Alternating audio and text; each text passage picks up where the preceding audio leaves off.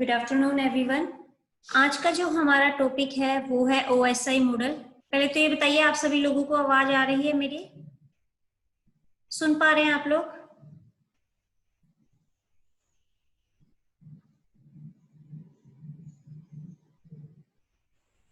Screen screen show हो रही है आप लोगों को?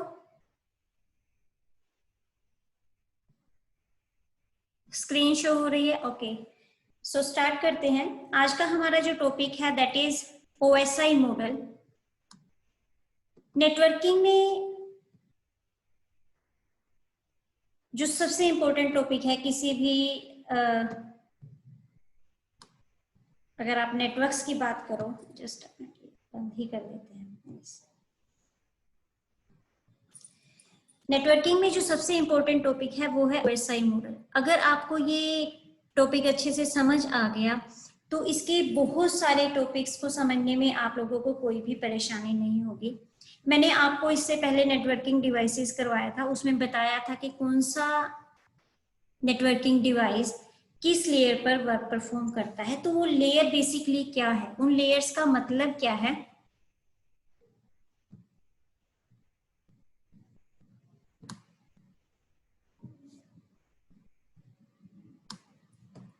वो हम इस टॉपिक के थ्रू समझेंगे। जैसा कि मैंने आप लोगों को बताया, नेटवर्क होता क्या है। Network is basically communication between two और मोर डिवाइसेस, कि दो सिस्टम, दो कंप्यूटर या दो मोबाइल या दो से ज्यादा, कहने का मतलब जहां पर दो या दो से ज्यादा डिवाइसेस आपस में कोई भी फाइल ट्रांसफर कर रहे हैं या किसी और तरीके का कम्युनिकेट कर रहे हैं, दैट इज अ नेटवर्क। पहले हमने लोकल एरिया नेटवर्क की बात करी, फिर वाइड एरिया नेटवर्क की बात करी। वाइड एरिया नेटवर्क में क्या है, हम किसी जगह पर बैठे हैं और किसी दूसरी जगह पर कोई और डिवाइस है, उससे हम कम्युनिकेट कर रहे हैं, वर्ल्ड वाइड हम कम्युनिकेट कर रहे हैं। तो स्टार्टिंग में जिस टाइम नेटवर्क बने, सबसे पहला जो नेटवर्क था ARPANET। मैं आप लोगों को हिस्ट्री भी भेज दूंगी नेटवर्क्स की और एक बार हम डिस्कस भी कर लेंगे। जब स्टार्टिंग में नेटवर्क्स बने, क्या हुआ, हर ऑर्गेनाइजेशन ने कुछ अपने अलग अलग नेटवर्क्स बनाने शुरू कर दिए। अमेरिका की डिफेंस ने अपने लिए ARPANET बनाया, तो किसी और ऑर्गेनाइजेशन ने अपने लिए कोई और नेटवर्क बना लिया। तो क्या हुआ, अगर इतने डिफरेंट नेटवर्क्स हो गए और हर नेटवर्क अपने अलग रूल और रेगुलेशन यूज करता था कम्युनिकेशन के लिए। अब जरूरत पड़ी एक दूसरे से कम्युनिकेट करने के लिए। आप अपने सेम नेटवर्क में तो सेम ही रूल यूज कर रहे हो। सपोज करो आप इंडिया में हो, आप सब लोग हिंदी में बात कर रहे हो, आपको कम्युनिकेट करने में कोई भी प्रॉब्लम नहीं आएगी। बट जब आप दूसरी कंट्री में जा रहे हो, किसी आप स्पेन में जा रहे हो, तो वहां के लोगों से आपको कम्युनिकेट करना है, आपको स्पेनिश आनी चाहिए, या फिर आपको अपने साथ एक ट्रांसलेटर रखना पड़ेगा जो आपके बीच में कम्युनिकेट करवा सके, बिकॉज आपकी ग्रामर अलग है, उनकी ग्रामर अलग है। तो ऐसा ही कुछ नेटवर्क्स के केस में हुआ कि डिफरेंट ऑर्गेनाइजेशन के डिफरेंट नेटवर्क थे। जब वो आपस में कम्युनिकेट करने की जब बात हुई, there was difference between their protocol. Protocol का मतलब एक नेटवर्क के अलग रूल थे कम्युनिकेशन के लिए, दूसरे नेटवर्क के अलग रूल थे। अब इस केस में ISO ने क्या सोचा, इंटरनेशनल स्टैंडर्ड ऑर्गेनाइजेशन जो ऑर्गेनाइजेशन है, इससे सोचा कि there should be a standard, कि एक स्टैंडर्ड होना चाहिए, उसी स्टैंडर्ड को सब फॉलो करें ताकि डिफरेंट नेटवर्क के डिवाइसेस आपस में कम्युनिकेट कर सके। स्टैंडर्ड किस लिए बनते हैं, इसीलिए बनते हैं कि सबके लिए सेम रूल और रेगुलेशन अप्लाई हो। कहने का मतलब इंटरनेट पे जो लोग अब कम्युनिकेशन कर रहे हैं, they have to follow that particular standard. तो इंटरनेशनल स्टैंडर्ड ऑर्गेनाइजेशन ने एक मॉडल बनाया कि कि इस मॉडल के अकॉर्डिंग जो प्रोटोकॉल्स हैं या रूल्स हैं, वही हर नेटवर्क यूज करेगा, ताकि डिफरेंट नेटवर्क्स अलग जगह पर जो नेटवर्क्स हैं वो आपस में कम्युनिकेट कर सके। और इस मॉडल का नाम क्या था, OSI। ISO और OSI दोनों एकदम रिवर्स हैं, इसमें कभी भी कंफ्यूज नहीं होना। और सबसे बड़ी बात, ये इतना इंपॉर्टेंट टॉपिक है कि अगर आप नेटवर्किंग की सब्जेक्ट की बात करो, किसी कॉम्पिटिटिव एग्जाम की बात करो, तो मतलब सबसे ज्यादा फोकस इसी टॉपिक पर होता है, ओएसआई मॉडल पर। अगर आपको ये टॉपिक क्लियर हो गया तो आपको समझो आपको नेटवर्किंग का एक तरीके से बेस क्लियर हो गया। तो OSI is reverse of ISO. ISO is an organisation, international standard organisation, जो कि ऑर्गेनाइजेशन है जिसने ओएसआई को इंप्लीमेंट किया, ओपन सिस्टम इंटरकनेक्शन। ये स्टार्ट हुआ था 1970s में, लेकिन ये जब बना तो 1986 में। आप ये कह सकते हैं ओएसआई कभी प्रैक्टिकली इंप्लीमेंट नहीं हुआ। ओएसआई कभी भी प्रैक्टिकली इंप्लीमेंट नहीं हुआ। प्रैक्टिकली इंप्लीमेंट जो मॉडल हुआ वो हुआ हमारा टीसीपी आईपी, जो कि आपके सिलेबस में है। टीसीपी आईपी, अगर आपको ओएसआई मॉडल समझ आ गया तो टीसीपी आईपी मॉडल समझने में कुछ भी दिक्कत नहीं आएगी। टोटली बेस्ड अपॉन या totally modified version of OSI model. तो इसीलिए हम ओएसआई मॉडल कर रहे हैं। एक तो ये नेटवर्किंग का बेस है, आप लोगों को ओएसआई मॉडल की समझ होनी चाहिए, क्योंकि अगर आपको ओएसआई मॉडल के बारे में नहीं पता, आप नेटवर्किंग में कुछ भी पढ़ रहे हैं, आप उसका लिंक नहीं बना सकते, आप उसको मैप नहीं कर सकते कि हम ये पढ़ क्यों रहे हैं, इसका मतलब क्या है। तो डिफरेंट नेटवर्क आपस में अलग अलग प्रोटोकॉल ना यूज करे, मतलब कुछ एक सेम रूल रेगुलेशन के थ्रू वो कम्युनिकेट करे। तो इंटरनेशनल स्टैंडर्ड ऑर्गेनाइजेशन ने क्या किया, इंटरनेशनल स्टैंडर्ड ऑर्गेनाइजेशन ने एक स्टैंडर्ड मॉडल बनाया, ओपन सिस्टम इंटरकनेक्शन, जो कि कभी प्रैक्टिकली इंप्लीमेंट हुआ ही नहीं, बट ये एक रेफरेंस मॉडल था। रेफरेंस मॉडल कहने का मतलब जो फिर मॉडल बने, जैसे कि टीसीपी/आईपी protocol suit, that is totally based upon OSI model, means इसके बाद जितने भी कोई प्रोटोकॉल सूट अगर बने, those all were based upon OSI model, और जो यूज करते हैं मोस्टली इंप्लीमेंट भी हुआ और जो यूज भी करते हैं वो सब TCP/IP प्रोटोकॉल सूट मॉडल ही यूज करते हैं। सो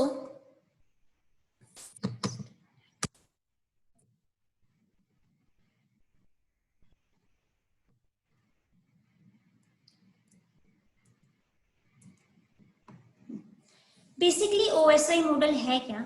ओएसआई मॉडल में 7 लेयर्स होती हैं, जैसा कि आप डायग्राम में देख रहे हो। There are 7 layers: application, presentation, session, transport, network, data link and physical layer. OSI model is a standard which gives protocol, rules and regulation for communication over internet or over network or worldwide network। यहाँ पर सबसे पहला question ये आता है, यहाँ पर तो नंबरिंग है, बट अगर हम इस डायग्राम को देखें तो हमारे पास एक क्वेश्चन ये भी आता है कि हाउ डज इट वर्क्स। सबसे पहले कौन सी लेयर काम करेगी, पहले फिजिकल लेयर काम करेगी या पहले एप्लीकेशन लेयर काम करेगी? It totally depends upon the side, कि ये एक सेंडर साइड है या रिसीवर साइड है। इस डायग्राम को ध्यान से देखो।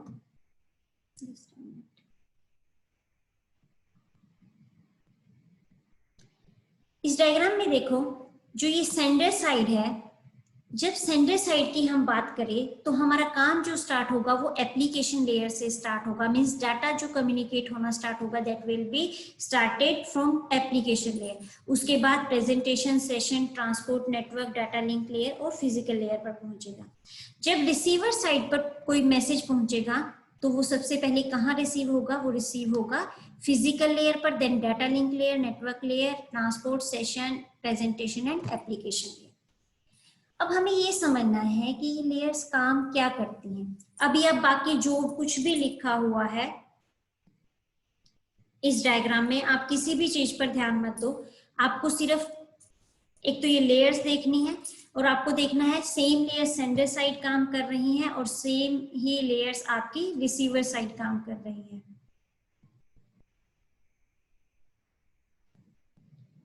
बेटा इस टाइम आप मैसेजेस मत भेजिए चैटिंग में इस टाइप के, मैं नहीं पढ़ पाऊंगी। अब मुझे लगा पता नहीं क्या इंपॉर्टेंट मैसेज होगा,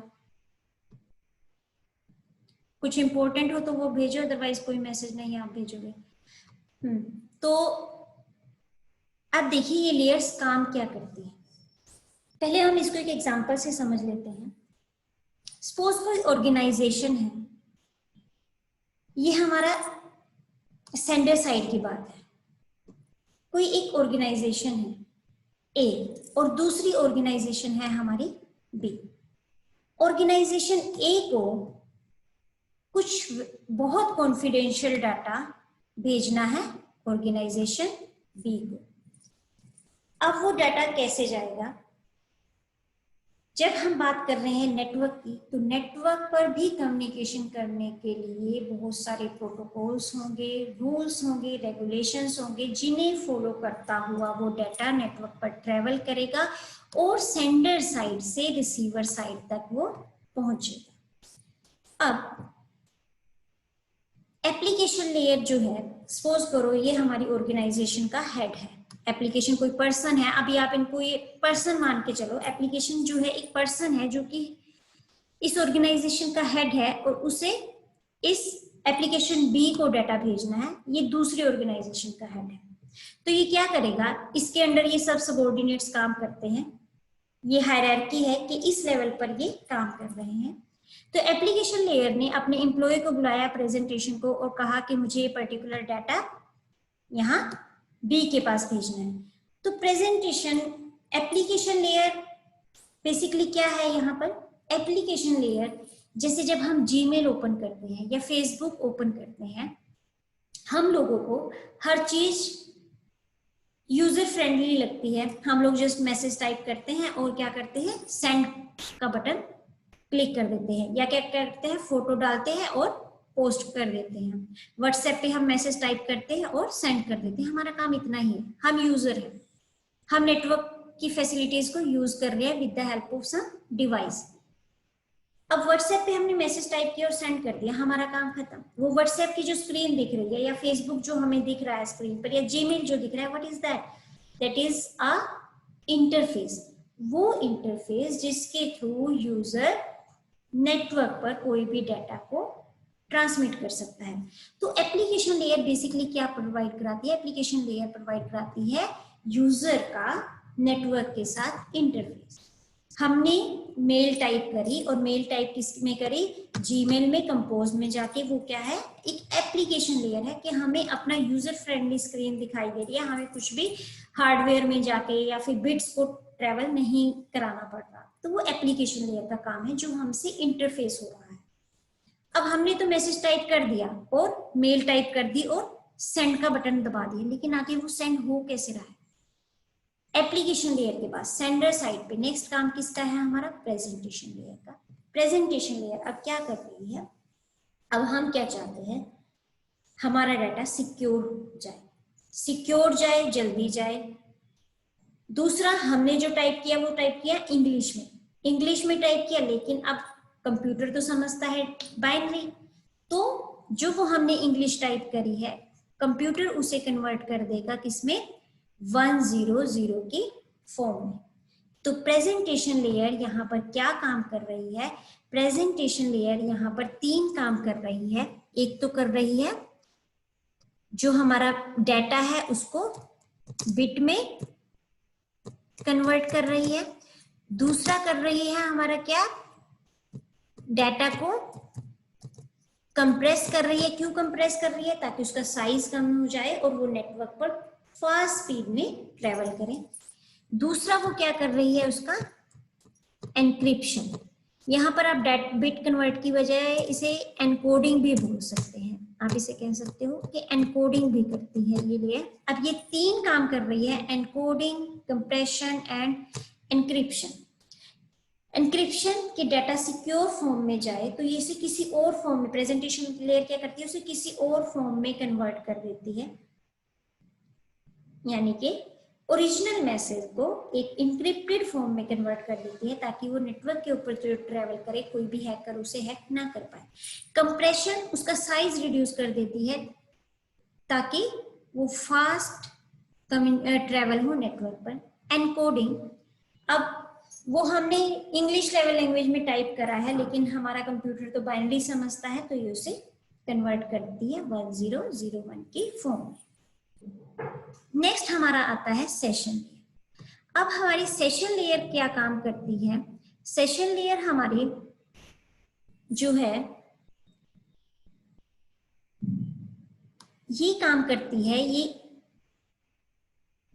सेंडर और रिसीवर की साइड एक सेशन क्रिएट करती है। सेशन क्रिएट करने का मतलब कि जैसे कि आपने वीडियो कॉन्फ्रेंसिंग करी या किसी को कॉल किया, तो जितनी देर आप बात करोगे उतनी देर आप दोनों के बीच में, सेंडर और रिसीवर की साइड, उतनी देर क्या हो जाएगा, उतनी देर एक डेडिकेटेड लिंक क्रिएट हो जाता है जिसके थ्रू आप लोग अपनी बात कर सकते हैं। सो सेशन लेयर बेसिकली जस्ट एक लिंक या फिर आपको सेशन क्रिएट करती है बिटवीन सेंडर एंड रिसीवर। ये एक तरीके से ऐसा हुआ कि ये एक ऐसा एम्प्लॉय है, प्रेजेंटेशन ने, एप्लीकेशन ने प्रेजेंटेशन को दिया कि ये डाटा या ये लेटर मुझे यहाँ बी पर पहुंचाना है। प्रेजेंटेशन ने उसे किसी एनवेलप में डाल दिया, या फिर क्या किया, उसको उसने सोचा कि ये बी तो इंग्लिश लैंग्वेज नहीं समझता, वो तो स्पेनिश है, इसने क्या किया, वो इंग्लिश को कन्वर्ट कर दिया स्पेनिश में। प्रेजेंटेशन लेयर ने ये काम किया। अब सेशन लेयर ने क्या किया, सेशन लेयर ने क्या किया, ऑर्गेनाइजेशन बी में फोन किया और कहा कि हम इस तरीके से आपको कुछ लेटर भेज रहे हैं और वो इस डेट तक आपको पहुंच जाएंगे, और जब आपको पहुंच जाए तो प्लीज हमें एक्नॉलेजमेंट दे देना कि हाँ वो पहुंच गए हैं। ऐसा जैसे कि आप लोग व्हाट्सएप पे मैसेज भेजते हो, आप लोगों को के लिए एक्नॉलेजमेंट क्या है, पहले सिंगल टिक होगा। सिंगल टिक का मतलब आपकी तरफ से सेंड हो गया, अब आप फ्री हो, अब चाहे वो उसने उसको रिसीव हो ना हो। फिर उसके बाद डबल टिक होता है, डबल टिक मतलब रिसीव हो गया। फिर वो ब्लू होता है, मतलब उसने देख लिया है। व्हाट्सएप पे तो इतनी एक्नॉलेजमेंट है, लेकिन मेल के केस में क्या है, मेल के केस में आपने सेंड करा और मेल वहां पहुंच गई, उसके बाद रिसीवर जाने उसे पढ़ना है या नहीं पढ़ना है। सो सेशन लेयर बेसिकली एक सेशन क्रिएट करती है सेंडर और रिसीवर के बीच में, और अगर वो मेल नहीं पहुंचती तो आपके पास फेलियर का मैसेज आ जाता है, होता है ना ऐसा। तो सेशन एक लेयर एक सेशन क्रिएट करती है सेंडर और रिसीवर के बीच में, कि जैसे ही उनकी कम्युनिकेशन खत्म हो, वो सेशन पहले सेशन को क्रिएट करेगी और फिर सेशन को कम्युनिकेशन कंप्लीट होने के बाद, लाइक एक टेलीफोन कॉल है या फिर वीडियो कॉन्फ्रेंसिंग है, सेशन को टर्मिनेट कर देगी। नेक्स्ट है सेशन लेयर के बाद आती है हमारी ट्रांसपोर्ट लेयर। ट्रांसपोर्ट लेयर का काम क्या है, ट्रांसपोर्ट लेयर बेसिकली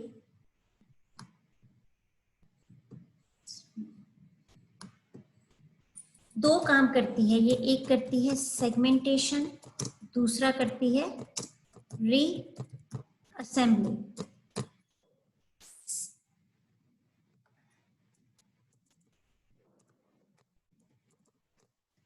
अब देखिए ट्रांसपोर्ट लेयर जो है, अब जो इसे ऊपर से मैसेज मिला है, डाटा मिला है एप्लीकेशन लेयर से या प्रेजेंटेशन से होता हुआ, ट्रांसपोर्ट लेयर को जो डाटा मिला है, ट्रांसपोर्ट लेयर क्या कर रही है, उस डाटा को डिवाइड कर रही है सेगमेंट्स में।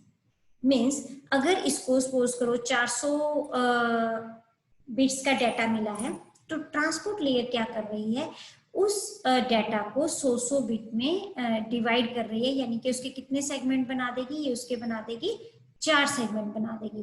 तो ट्रांसपोर्ट लेयर यहाँ पर सेगमेंट, सेंडर साइड क्या काम कर रही है, ये सेगमेंट साइड सॉरी ये सेंडर साइड कर रही है सेगमेंटेशन का काम।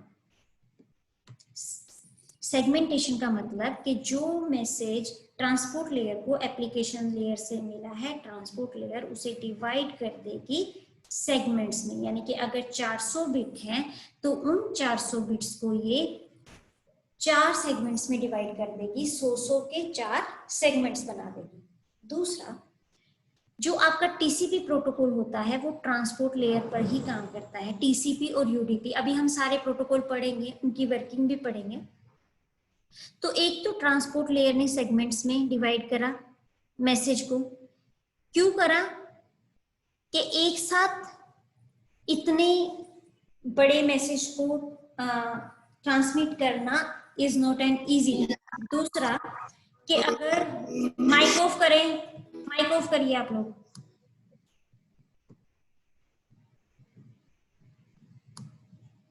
दूसरा ये है कि अगर कोई सेगमेंट सेगमेंट सभी पैकेट्स में भी डिवाइड होंगे कि अगर कोई पैकेट लॉस भी हो जाता है तो आपको पूरे का पूरा मैसेज दोबारा ट्रांसमिट नहीं करना पड़ता, सिर्फ आपको वही पैकेट ट्रांसमिट करना पड़ता है जो कि लॉस्ट हुआ है।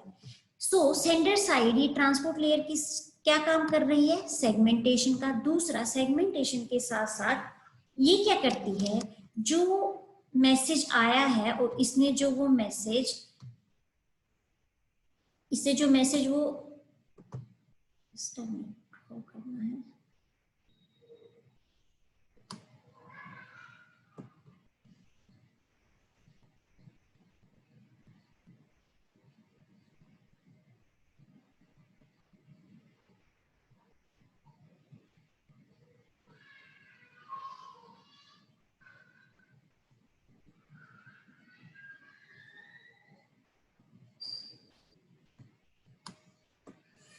जो मैसेज आया है इसके पास, इसने उसे डिवाइड करा, 400 बिट का मैसेज था, 100 के 4 सेगमेंट बनाए और हर सेगमेंट के आगे इसने क्या ऐड कर दिया, इसने ऐड कर दिया हर सेगमेंट के आगे पोर्ट एड्रेस।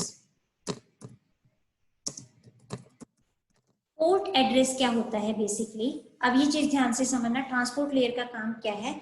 इसने क्या किया, पोर्ट एड्रेस ऐड कर दिया हर सेगमेंट के आगे। क्यों किया, आपके सिस्टम पे क्रोम भी ओपन है, आपके सिस्टम पे ओपेरा भी ओपन है, इंटरनेट एक्सप्लोरर भी ओपन है, हो सकता है फेसबुक की कोई ऐप ओपन हो, या फिर हो सकता है आपका जूम भी ओपन है, स्काइप भी ओपन है, सब ओपन है, बहुत सारे प्रोसेसेस। अब आपने क्या किया, अब आपने जो रिक्वेस्ट भेजी है किसी पर्टिकुलर वेबसाइट के लिए, वो आपने भेजी है क्रोम से, और क्रोम पे भी आपके बहुत सारे टैब ओपन है, एक फेसबुक के लिए, एक जीमेल के लिए, एक आपका गूगल के लिए, एक आपका यूट्यूब के लिए, आपके 4 टैब ओपन है। अब आपने टैब 1 से भेजी जीमेल के लिए रिक्वेस्ट, तो क्या होगा, आपकी रिक्वेस्ट का रिस्पॉन्स भी उसी एप्लीकेशन यानी कि क्रोम पे और उसी टैब में आना चाहिए जिससे आपने रिक्वेस्ट भेजी है। ऐसा नहीं है कि आपने क्रोम से रिक्वेस्ट भेजी, आपको रिस्पॉन्स ओपेरा पे या फिर इंटरनेट एक्सप्लोरर पे आ रहा है, या फिर क्रोम में ही टैब 2 पे आ रहा है, ऐसा नहीं होता, आपको सेम टैब पर ही रिस्पॉन्स मिलता है।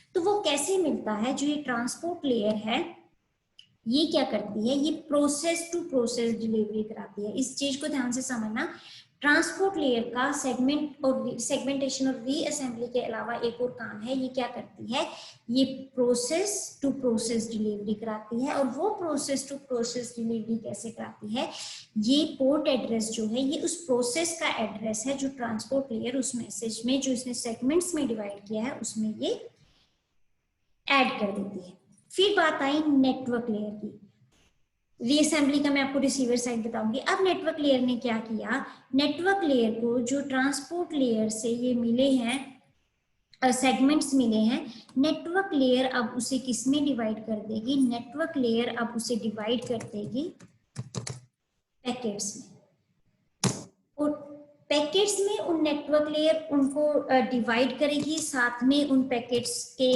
साथ आईपी एड्रेस ऐड कर देगी। आईपी एड्रेस किसका, सेंडर का एज वेल एज रिसीवर का। तो नेटवर्क लेयर का क्या काम है, मैंने आपको क्या बताया था, राउटर किस पे काम करता है, राउटर काम करता है नेटवर्क लेयर पर, लेयर 3 डिवाइस है राउटर। तो और राउटर का काम क्या होता है, पैकेट्स को पाथ बताना। तो राउटिंग का जो काम है, सबसे इंपॉर्टेंट काम क्या है नेटवर्क लेयर का, नेटवर्क लेयर का सबसे इंपॉर्टेंट काम है राउटिंग। ये पैकेट्स को उनका पाथ बताती है, बेस्ट सुटेबल पाथ। तो ये नेटवर्क क्या करती है, सेगमेंट्स को अगेन छोटे छोटे पैकेट्स में डिवाइड कर देती है। सो और आईपी एड्रेस ऐड कर देती है, किसका, आईपी एड्रेस ऐड कर देती है सेंडर का एज वेल एज रिसीवर का। आईपी एड्रेस क्या है, यूनिक एड्रेस है, जिसके पूरे मतलब आईपी एड्रेस जो होता है नेट पूरे वर्ल्ड वाइड ये जो है हर सिस्टम का यूनिक होता है, ताकि उस सिस्टम से इंटरनेट पर कम्युनिकेट किया जा सके। तो ये एक लॉजिकल एड्रेस है जो कि नेटवर्क लेयर पैकेट्स, हर पैकेट पे वो सेंडर का और रिसीवर का आईपी एड्रेस ऐड कर देती है, ताकि वो पैकेट्स अपने रिसीवर पर, जो उसका पर्टिकुलर रिसीवर है वहां पर वो पहुंच सके। उसके बाद है data link layer. Data link layer क्या करती है? डाटा लिंक लेयर जो ये पैकेट्स आए हैं उन पैकेट्स को डाटा लिंक लेयर कन्वर्ट कर देती है फ्रेम्स में। डाटा लिंक लेयर करती है उनको फ्रेम्स में, यानी कि उन पैकेट्स को उनके पैकेट से एक हेडर अटैच कर देती है और उस हेडर में क्या ऐड कर देती है? MAC address. जो फिजिकल एड्रेस मैंने आपको बताया था कि लैन में हर सिस्टम का एक यूनिक एड्रेस होगा, that will be the MAC address. तो डाटा लिंक लेयर जो पैकेट्स मिले हैं उसमें एक हेडर ऐड कर देगी और हेडर में क्या ऐड कर देगी? Physical address of that particular system या रिसीवर। तो अब कम्युनिकेशन के लिए देखो, आपके पास फिजिकल एड्रेस भी होना चाहिए, लॉजिकल एड्रेस भी होना चाहिए और पोर्ट एड्रेस भी। पोर्ट एड्रेस मतलब उस पर्टिकुलर प्रोसेस का एड्रेस। दूसरा, डाटा लिंक लेयर यहाँ पर क्या करती है? डाटा लिंक लेयर यहाँ पर फ्लो कंट्रोल का काम भी करती है। फ्लो कंट्रोल का मतलब कि अगर सेंडर की स्पीड ज्यादा है और रिसीवर की स्पीड रिसीव करने की पैकेट्स की कम है, तो यहाँ पर डाटा लिंक लेयर का काम है कि वो सेंडर की स्पीड को थोड़ा कम कर दे ताकि रिसीवर की साइड ब्लॉकिंग ना हो। दूसरा, ये एरर कंट्रोल भी करती है। कुछ मेथड्स यूज करती है data link layer, like cycle redundancy check और बहुत सारे ऐसे मेथड होते हैं जिनके through data link layer error control भी करती है या एरर चेक भी करती है। नेक्स्ट है हमारा फिजिकल लेयर। फिजिकल लेयर क्या करती है? फिजिकल लेयर उसे कन्वर्ट करती है जो फ्रेम्स आए हैं बिट्स में, क्योंकि जो ट्रांसमिशन मीडिया है हमारा वो फ्रेम्स या पैकेट्स को एज इट इज ट्रेवल नहीं करेगा। वो क्या करेगा? बिट्स को भी ट्रेवल नहीं करता। वो ट्रांसमिशन मीडिया एनालॉग भी हो सकता है, डिजिटल भी हो सकता है। अगर वो एनालॉग है तो फिजिकल लेयर क्या करेगी? उन बिट्स को कन्वर्ट कर देगी वेव्स में, और कह सकते हैं आप उसे एनालॉग सिग्नल में कन्वर्ट कर देगी। तो फिजिकल लेयर क्या करती है? वो कन्वर्ट करती है जो उसको बिट्स मिले हैं उनको depending upon the transmission media, जो भी ट्रांसमिशन मीडिया की कैरेक्टरिस्टिक है उसके अकॉर्डिंग वो सिग्नल को कन्वर्ट करती है ताकि वो सिग्नल ट्रेवल कर सके ट्रांसमिशन मीडिया पर। और मैंने आप लोगों को क्या बताया था? हब जो है वो फिजिकल लेयर पर काम करती है। तो फिजिकल लेयर क्या करती है? जो फ्रेम इसे मिल रहे हैं उन्हें बिट्स में कन्वर्ट करेगी एंड देन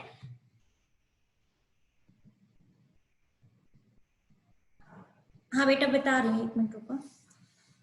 बिट्स में कन्वर्ट करेगी और दूसरा, depending upon the characteristic of physical media, ये उसे अगर एनालॉग फिजिकल मीडिया है उन बिट्स को एनालॉग सिग्नल में कन्वर्ट करेगी ताकि वो फिजिकल मीडिया पर कम्युनिकेट कर सके। अब जब ये बिट्स हमें रिसीवर साइड मिले हैं तो क्या हो रहा है? रिसीवर साइड सबसे पहले फिजिकल लेयर के पास ये जाएंगे। फिजिकल लेयर इन बिट्स को रिसीव करेगी, सेंड कर देगी डाटा लिंक लेयर के पास, और डाटा लिंक लेयर क्या करेगी? इन बिट्स को कन्वर्ट करेगी फ्रेम में।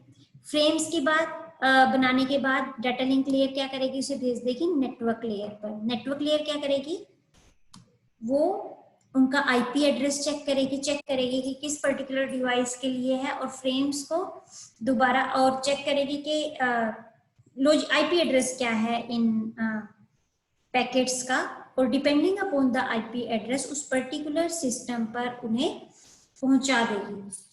देन ट्रांसपोर्ट लेयर क्या करेगी? जो पैकेट्स इसके पास आए थे यहाँ पर उसने डिवाइड करे थे, अब ट्रांसपोर्ट लेयर यहाँ पर उन्हें ज्वाइन करेगी यानी कि रीअसेंबल करेगी और साथ में चेक करेगी उनका पोर्ट एड्रेस, और जिस प्रोसेस से रिक्वेस्ट गई थी उसी प्रोसेस पर इन पर्टिकुलर पैकेट्स को ट्रांसमिट कर देगी। सेशन लिंक लेयर, जब सारा मैसेज मिल जाएगा ये क्या करेगी?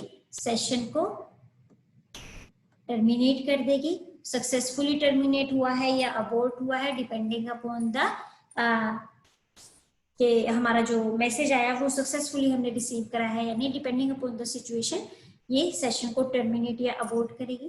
प्रेजेंटेशन लेयर क्या करेगी? जो हमें वो मिला है डाटा उसे कन्वर्ट करेगी उस फॉर्म में जिस फॉर्म में कि वो हम समझ सके, यानी कि यूजर समझ सके बिट्स को इंग्लिश टाइप लैंग्वेज में कन्वर्ट कर देगी, यानी डिकोड करेगी उसे, डिक्रिप्ट करेगी, डीकंप्रेस करेगी, रिसीवर साइड जब बात हो गया।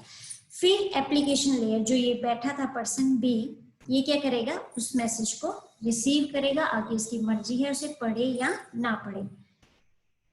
अब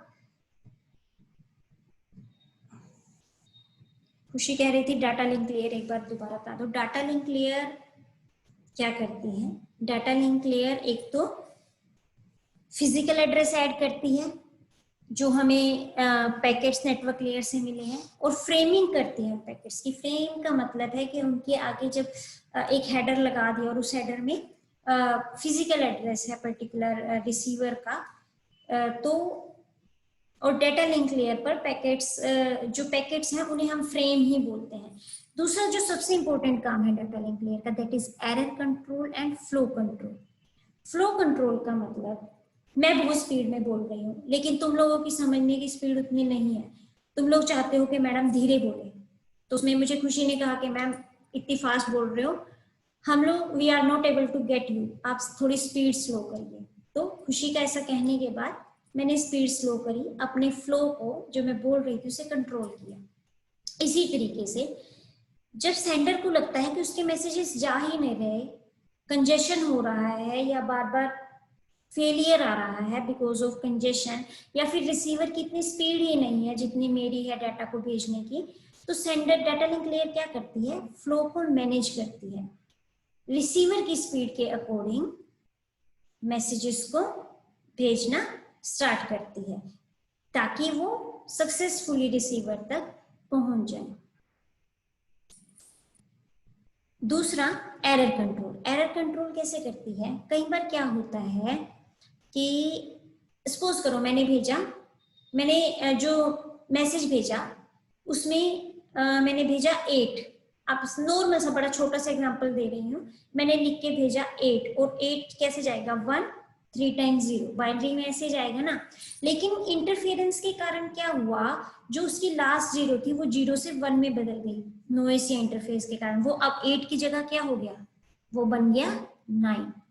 अब रिसीवर को भी तो पता होना चाहिए कि उसे जो मैसेज मिला है वो सही मिला है या गलत मिला है, कि सेंडर ने 8 भेजा था या 9 भेजा था, उसे भी तो वो चेक करना है।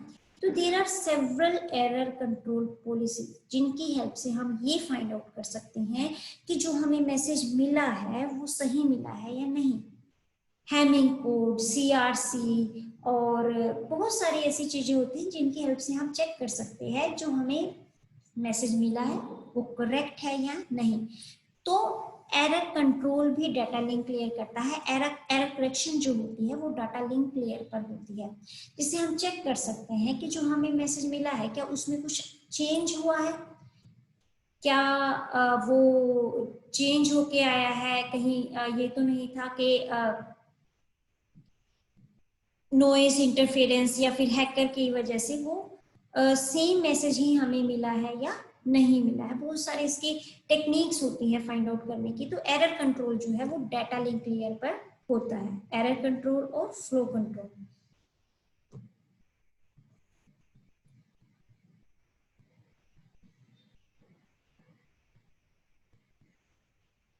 अभी मीटिंग चल रही है ना,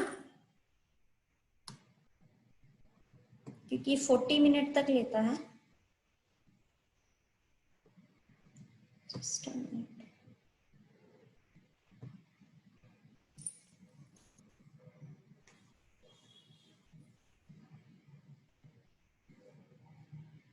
Yes, Priyanka, tracing of these packets over the internet is possible. अगर ट्रेसिंग पॉसिबल ना होती तो हमें